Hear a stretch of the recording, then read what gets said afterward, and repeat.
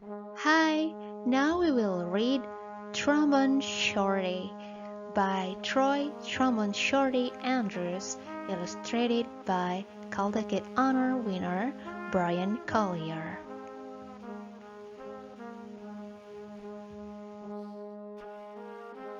Where you at? Where you at? We have our own way of living down here in New Orleans, and our own way of talking too. And that's what we like to say when we want to tell a friend hello. So, where you at? Lots of kids have nicknames, but I want to tell you the story of how I got mine. Just like when you listen to your favorite song, let's start at the beginning because this is a story about music. But before you can understand how much music means to me, you have to know how important it is to my hometown, my greatest inspiration. I grew up in a neighborhood in New Orleans called Trombone. Any time of day or night, you could hear music floating in the air. And there was music in my house, too. My big brother, James, played the trumpet so loud you could hear him halfway across town. He was the leader of his own band, and my friends and I would pretend to be in the band too. "Follow me," James would say. There's one time every year that's more exciting than any other: Mardi Gras. Parades fill the streets, and beaded necklaces are thrown through the air to the crowd. I love the brass bands with their own trumpets, trombones, saxophones, and the biggest brass instrument of them all, the tuba, which rested over the musician's head like an elephant's trunk. "Where you at? Where you at?" the musicians would call. All day long, I could see brass bands parade by my house while my neighbors danced along. I loved these parades during Mardi Gras because they made everyone forget about their troubles for a little while. People didn't have a lot of money in Trombone, but we always had a lot of music.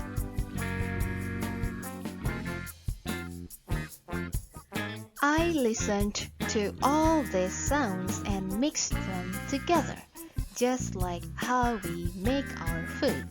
We take one big pot and throw in sausage, crab, shrimp, chicken, vegetables, rice, whatever's in the kitchen, and stir it all together and let it cook. When it's done, it's the most delicious taste you've ever tried. We called it gumbo, and that's what I wanted my music to sound like. Different styles combined to create my own musical gumbo. But first, I needed an instrument. The great thing about music is that you don't even need a real instrument to play. So my friends and I decided to make our own.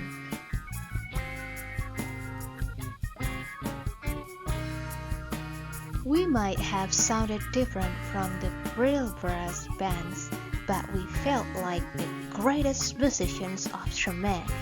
We were making music, and that's all that mattered. Then one day I found a broken trombone that looked too beaten up to make music anymore. It didn't sound perfect, but finally, with a real instrument in my hand, I was ready to play.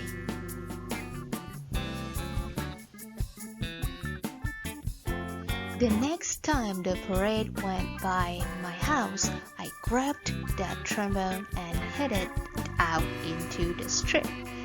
My brother James noticed me playing along and smiled proudly. "Trombone Shorty!" he called out because the instrument was twice my size. "Where you at?"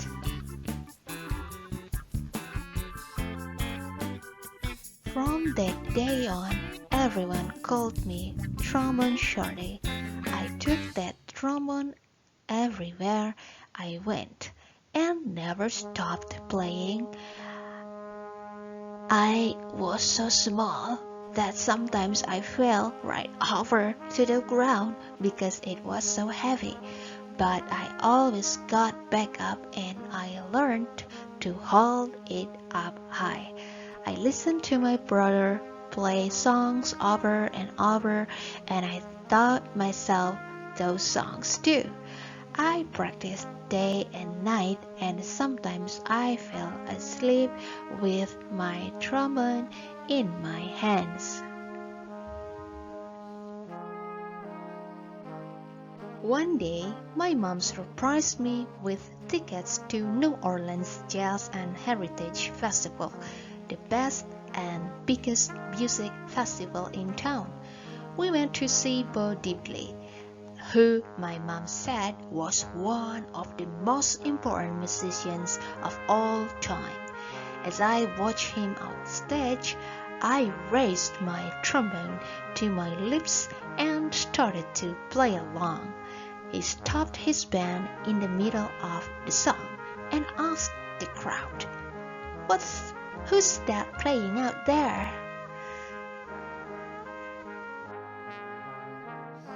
Everyone started pointing, but Bo Diddley couldn't see me because I was the smallest one in the place. So my mom held me up in the air and said, "That's my son, Trombone Shorty." "Well, Trombone Shorty, come up here," Bo Diddley said. The crowd passed me overhead until I was standing on the stage next to Bo Diddley himself. I walked right up to the microphone and held my trombone high up in the air, ready to blow. "What do you want to play?" Bo Diddley asked. "Follow me," I said.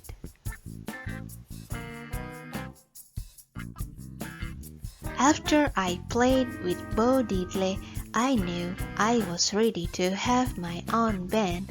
I got my friends together and we called ourselves the 5 O'Clock Band because that was the time we went out to play each day after finishing our homework.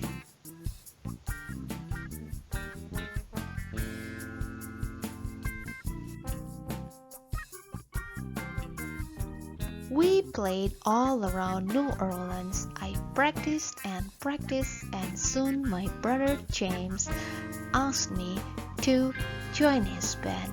When people wondered who the kid in his band was, he'd proudly say, "That's my little brother, Trombone Shorty. Where you at?"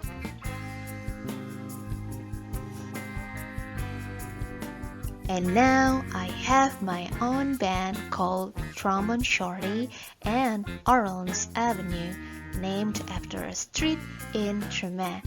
I've played all around the world, but I always come back to New Orleans, and when I'm home, I make sure to keep my eyes on the younger musicians in town and help them out, just like my brother did for me.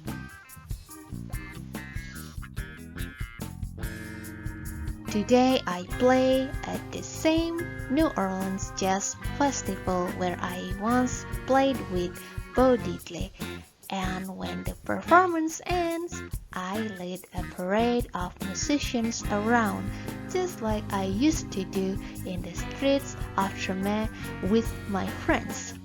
Where you at? Where you at? I still keep my trombone in my hands and I will never let it go. And that's the end.